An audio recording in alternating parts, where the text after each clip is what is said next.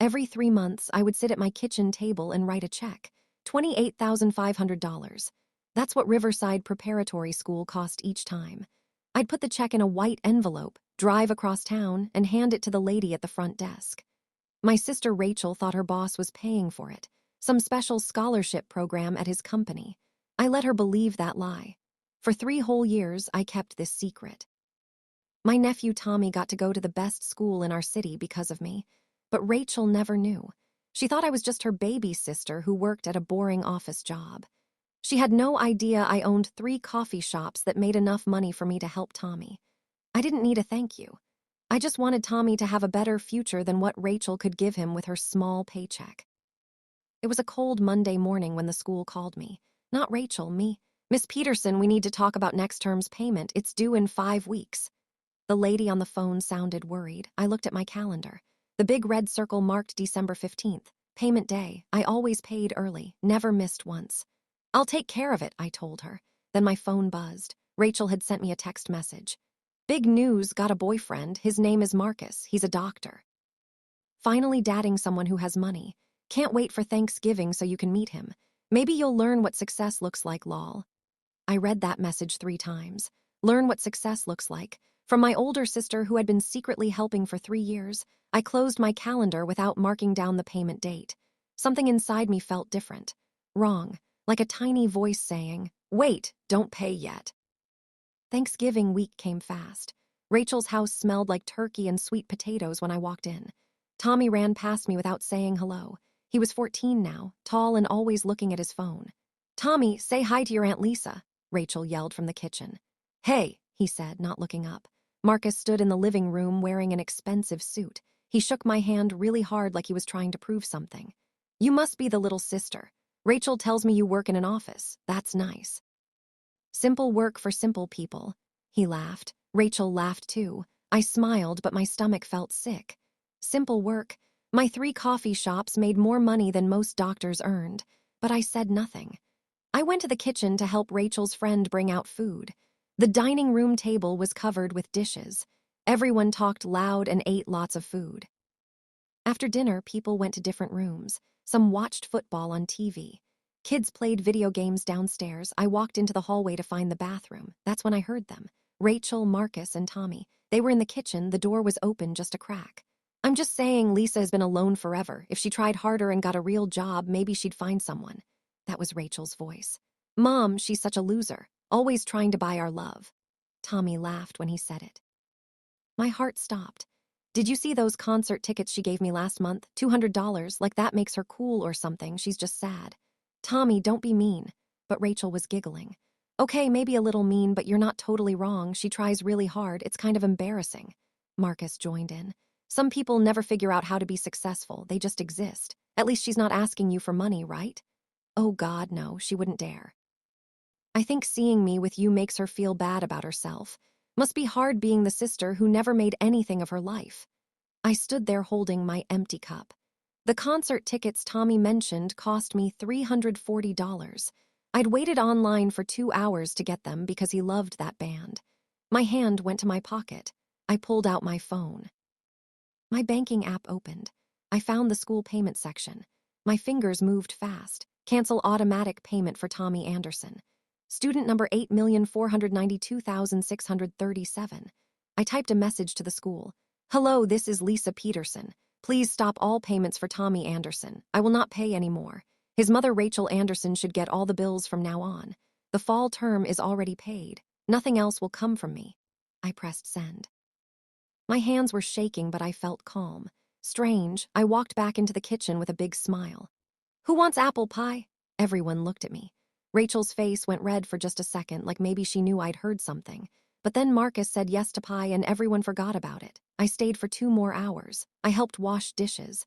I played cards with my cousin's kids. Tommy didn't look at me once. Nobody knew what I'd just done. Nobody knew everything had changed. Christmas and New Year passed. I worked at my coffee shops. I went to the movies alone. I didn't think about Riverside Preparatory School until January 18th. That morning, my phone rang. Rachel's name flashed on the screen. "Lisa, something crazy happened. The school sent us a letter saying Tommy can't come back for spring term. They say nobody paid, but that's impossible." My boss's scholarship program has been paying automatically. This has to be a mistake. I was at one of my coffee shops training a new worker. Steam came from the espresso machine. What do you mean? I asked, even though I knew exactly what she meant. They're saying no payment came through for spring, but Tommy's supposed to start classes in 10 days. I called my boss and he said his company never had a scholarship program. Lisa, if his company didn't pay, then who did? I took a sip of my latte. I have no idea, Rachel. That's really strange. Silence, long silence. Then Rachel's voice got high and scared. Lisa, this isn't funny. If Tommy doesn't go back to Riverside, he loses everything. Do you understand that school has the best science program in the state?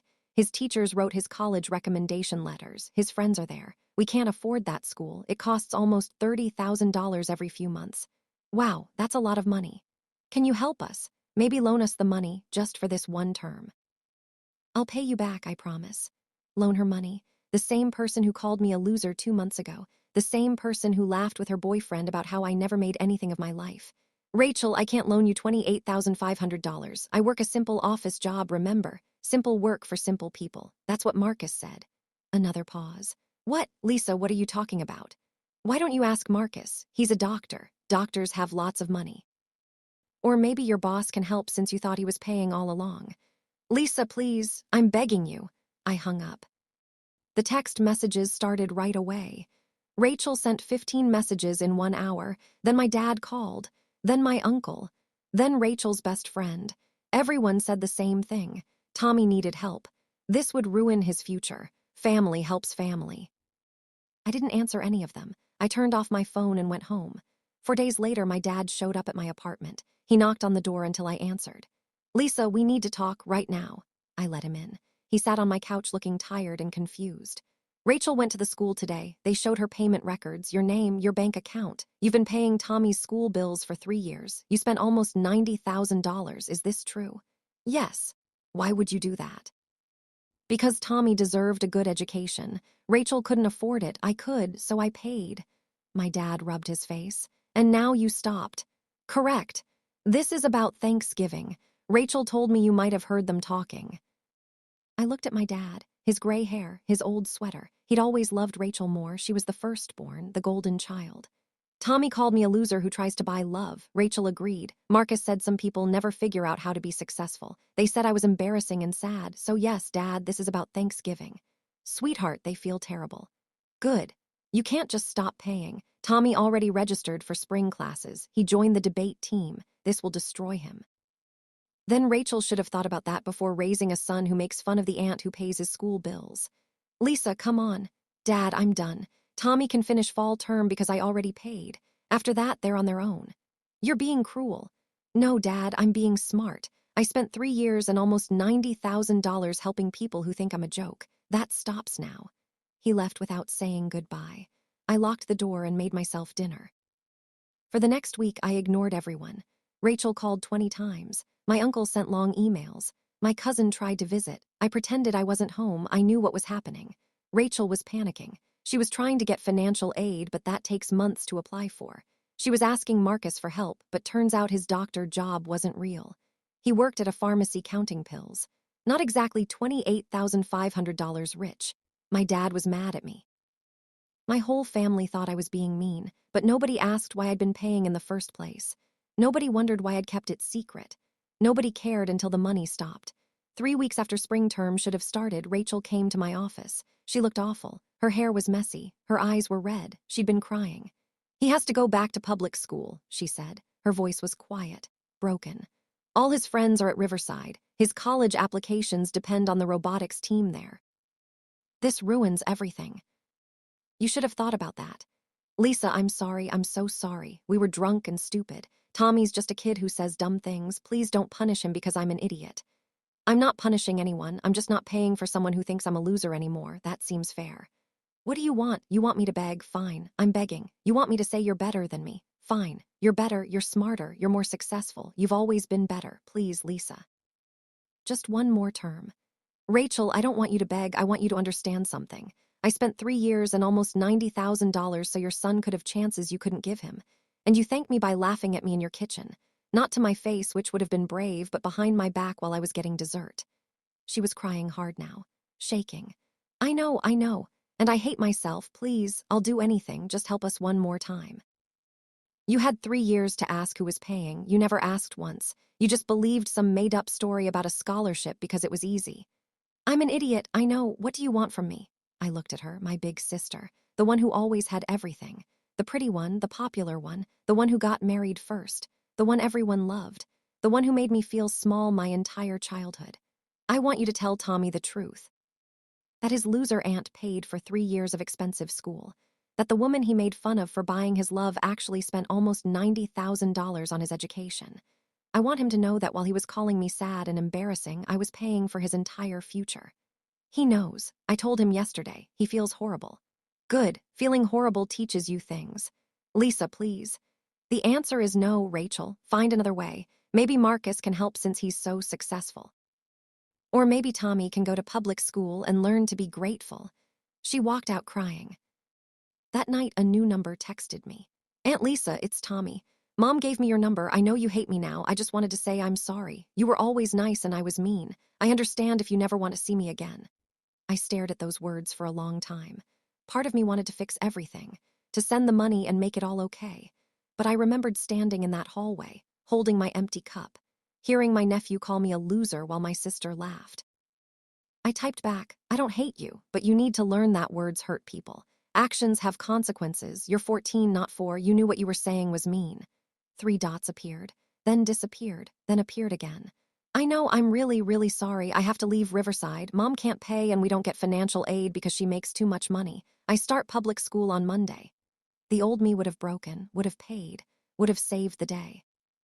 But the new me wrote back, public school isn't the end of the world, Tommy. Millions of kids go there and turn out fine. You'll be okay. I know, I just wish I could take back Thanksgiving. Me too, but we can't, so we live with what we did. I put my phone down, poured myself some juice, sat on my couch, and felt something I hadn't felt in 3 years, free. 2 months went by. Spring turned warm. Flowers started growing. I opened my 4th coffee shop. Business was great. I barely thought about Rachel or Tommy anymore. Then one Saturday, I saw my dad at the grocery store. We'd been avoiding each other. He was mad at me for not helping. I was mad at him for taking Rachel's side like always. Tommy's doing okay, he said without me asking. Public school has a decent science club. He's adjusting. That's good. Rachel and Marcus broke up. Turns out he lied about a lot of things, the doctor thing, the money thing, pretty much everything. Not surprised. My dad picked up some apples and put them in his cart. You made your point, Lisa. Everyone knows what you did now. Everyone knows you were helping all along. Maybe it's time to forgive them. Dad, I didn't do this to make a point. I did this because I'm tired of being treated like I don't matter. I'm tired of being called a loser while I'm secretly paying for other people's lives. I'm tired of working hard and building something real and having my own family laugh at me. So what happens now? You just cut us all off forever. No, now I spend my money on myself. Maybe I'll take a vacation. Maybe I'll buy that motorcycle I always wanted. Maybe I'll donate to charity and help kids whose parents actually appreciate it. But I'm done being the secret ATM machine. He nodded slowly, didn't argue. For what it's worth, I'm proud of you. Took me too long to say it. Your coffee shops, your business, everything you built by yourself, it's really impressive. I should have told you that years ago. Thanks, Dad. Rachel wants to fix things with you. When you're ready, no pressure. Maybe someday, but not today. I paid for my groceries and walked outside. The sun felt warm on my face. My phone was quiet in my purse. My bank account still had plenty of money in it. For the first time in 3 years, I didn't have a school payment looming over me. No stress. No secret to keep. And you know what? It felt amazing. I got in my car and drove home, windows down, music playing. I thought about Rachel, about Tommy, about my whole family. Part of me still loved them. Part of me still cared. But a bigger part of me loved myself more. And that was new. I'd spent so many years trying to help, trying to be the good sister, the generous aunt, the person who fixed problems quietly. But nobody noticed until I stopped. Nobody appreciated me until the money disappeared.